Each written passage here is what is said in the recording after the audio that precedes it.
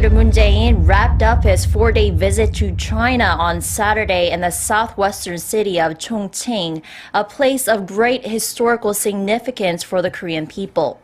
He continued to press a message he's been sending in China that the two countries are stronger when they work together. The South Korean President Moon Jae-in met with China's second-in-command, Premier Li Keqiang, both emphasizing the need to promote bilateral friendship, including economic cooperation and human exchanges. President Moon said he hopes his meeting with Premier Li will accelerate the recovery and development of the Seoul-Beijing relationship and enhance cooperation in various areas, including the agriculture and finance sectors. 완생을 넘어서서 앞으로 상생의 시기를 함께 맞이하기를 바랍니다. They also agreed to closely communicate with each other for the early hosting of a trilateral summit between Seoul, Beijing, and Tokyo. It was the second time the president and the premier had met. The first came during the ASEAN summit in the Philippines last month. Earlier on Friday, President Moon Jae-in met with Jang De-jang, the chairman of the Standing Committee of the National People's Congress, roughly the equivalent to South Korea's National Assembly Speaker. President Moon said to Jang that he considers the meeting meaningful, especially because both South Korea and China must prepare for the next 25 years to come, and expressed his gratitude for Jang's continuous support of a peaceful resolution of the North Korea nuclear issue. The United Nations official who visited North Korea last week said he suggested Pyongyang resume dialogue with Seoul and participate in 2018 Pyeongchang Winter Olympics. In an interview with New York-based South Korean reporters on Thursday, the UN's Undersecretary General for Political Affairs Jeffrey Feltman said he told the North that the two Koreas and their military authorities need to resume talks to solve the nuclear issue peacefully and diplomatically. One is a restart or initiation of the type of military-to-military and intra-Korean channels that can reduce risk. How the North reacted is not known, but he said Pyongyang did not seem to see denuclearization as a realistic option. He said he also suggested competing at the 2018 Pyeongchang Winter Olympics as a way to shift the direction of the current situation, but can't predict whether the North will participate. I hope that they will take some of the ideas that we put on the table and pursue them, including participation in the Olympics. Feltman said Pyongyang authorities listened very attentively to his suggestions, noting them down and asking questions. Also speaking to CNN on Thursday, Feltman said he was worried about the lack of communication channels with Pyongyang and that there was a, quote, high risk of some kind of miscalculation that could lead to war. He added that lack of trust has driven the regime to rely on military deterrence in the short term. Feltman was the first senior UN official to visit the North in 6 years. During his 4-day trip, he met with high-level Pyongyang officials, including Foreign Minister Lee Yong-ho. The two discussed ways to create a future-oriented relationship between the two countries and called for efforts to increase communication and exchanges in all areas and at all levels, including between their parliaments and parties. And with that, President Moon wrapped up the Beijing leg of his state visit. The rest of his trip will be in the city of Chongqing, about 1,800 kilometers southwest of the Chinese capital. According to the Blue House, Chongqing not only holds historical significance for Korea as the site of the nation's provisional government during the Japanese occupation, but it's also a key part of President Xi's policies on economic cooperation with China.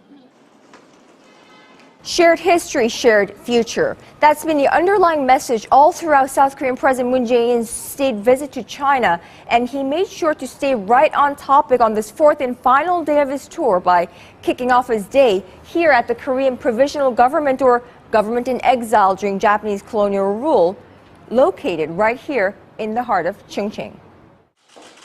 The first South Korean president to visit the site.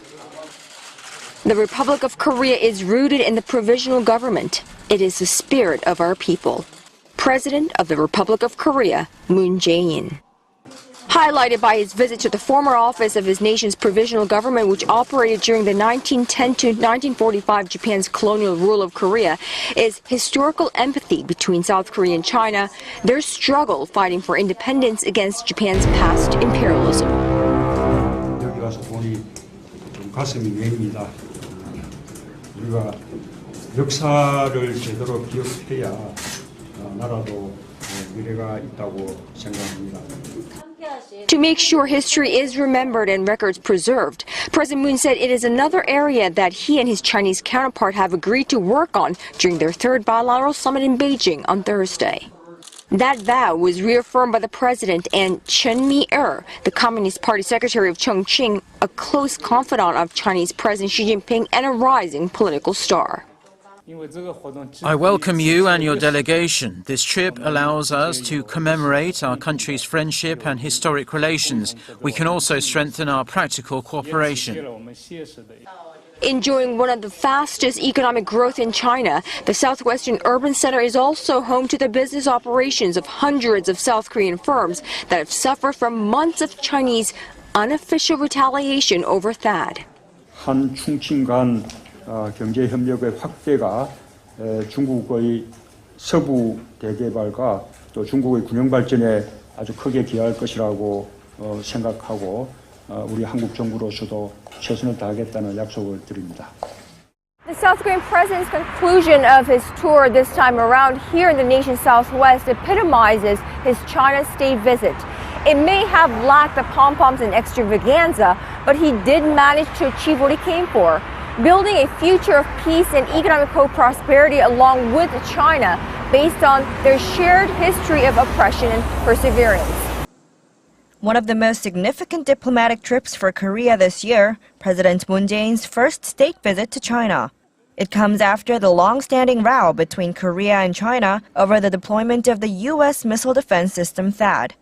As expected, President Moon spent his first 2 days in the capital city Beijing, during which he met with Chinese President Xi Jinping and Premier Li Keqiang to discuss the future and development of Seoul-Beijing relations.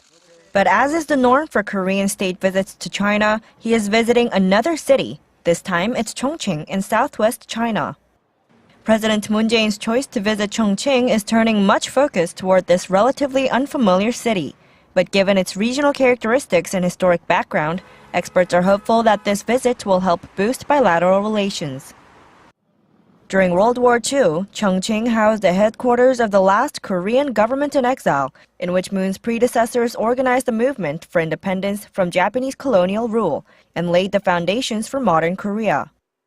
총칭 임시정부를 방문함으로써 The president's visit to the Korean government in exile in Chongqing reflects back on how the leaders of the two countries actively communicated at the time. In the long run, meeting the city's leader, Chen Mi-er, could also lay the foundations for future relations, as he is a close ally of President Xi and one of the potential future leaders of the country.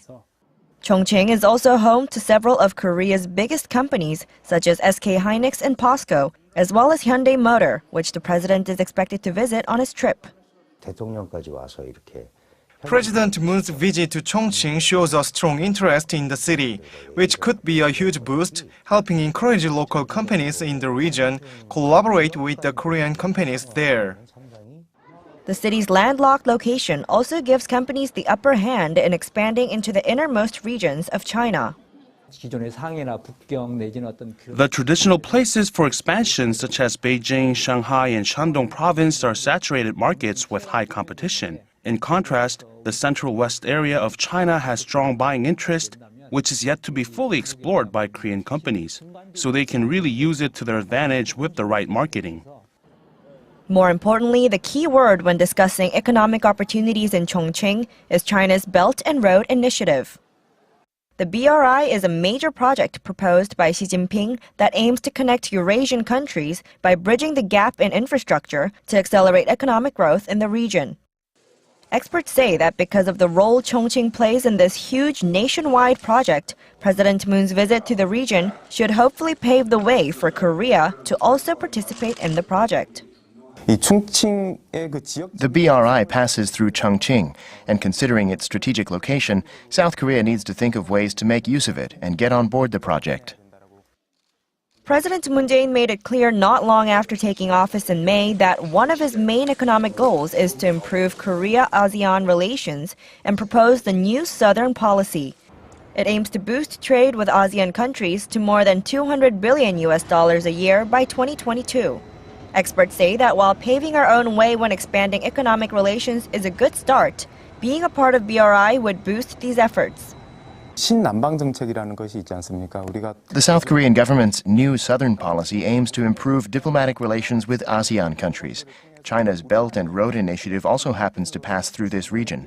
So we need to create a codependent relationship with China, so they also need us. President Moon's visit to Chongqing and China overall is just the first step for the two countries in thawing diplomatic relations. But pundits remain hopeful that the state visit, along with the additional South Korea-China free trade agreement talks coming up this month, will bring mutual benefits for both countries.